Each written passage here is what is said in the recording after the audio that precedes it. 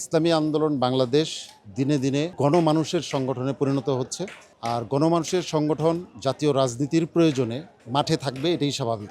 এই মুহূর্তে জাতি একটা ক্রান্তিকাল অতিক্রম করছে। বিশেষ করে আগামী দিনের বাংলাদেশ কেমন হবে এই নিয়ে এক ধরনের শঙ্কা মানুষের মধ্যে কাজ করছে। কারণ অনেক স্বার্থান্বেষী মহল তারা জুলাইয়ের গণ আন্দোলনের ফলাফলকে এক কথায় বলতে গেলে বানচাল করে দেওয়ার চক্রান্ত করছে। এই অবস্থায় মানুষের মধ্যে প্রত্যাশা আছে, যারা দেশপ্রেমিক রাজনৈতিক দল তারা এই মুহূর্তে সামনের কাতারে থাকবে।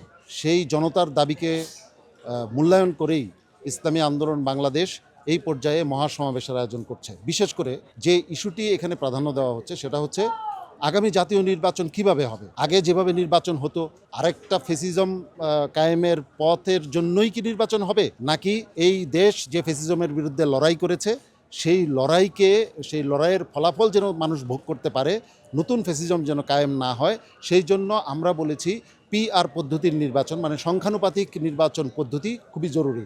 এটা শুধু আজকে ইসলামী আন্দোলনের দাবি নাই।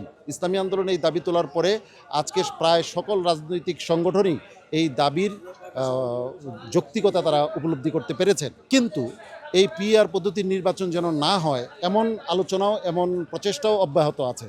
এই অবস্থায় আজকের এই মহাসমাবেশ অত্যন্ত গুরুত্বপূর্ণ। যারা পিআর পদ্ধতির ইলেকশন চায় তারা তাদের দাবিকে উচ্চকিত করার জন্যই এই মহাসমাবেশ আগামীকাল ইনশাআল্লাহ ভূমিকা রাখবে, এবং এই আন্দোলনকে পিআর পদ্ধতির নির্বাচন যেন হয় সেই দাবিকে বাস্তবতার কাছাকাছি নিয়ে যাওয়ার জন্যই আগামীকালের এই মহাসমাবেশ। রাজনৈতিক ময়দানে অনেক কিছুই সম্ভাবনা থাকবে, সে সব সম্ভাবনাকে মাথায় রেখেই ইসলামী আন্দোলন ইতিবাচকভাবে সামনে অগ্রসর হচ্ছে।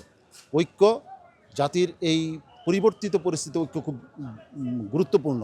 ঐক্যটা হওয়া উচিত।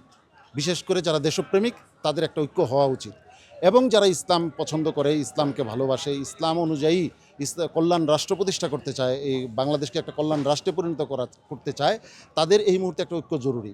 এই কার্যক্রম ইসলামী আন্দোলন আগে থেকেই শুরু করেছে, সেই ধারাবাহিকতায় কার্যক্রম অগ্রসর হচ্ছে। যতক্ষণ পর্যন্ত এর সুস্পষ্ট কোনো রেজাল্ট না আসবে ততক্ষণ পর্যন্ত আমাদের কার্যক্রম অব্যাহত থাকবে ইনশাআল্লাহ।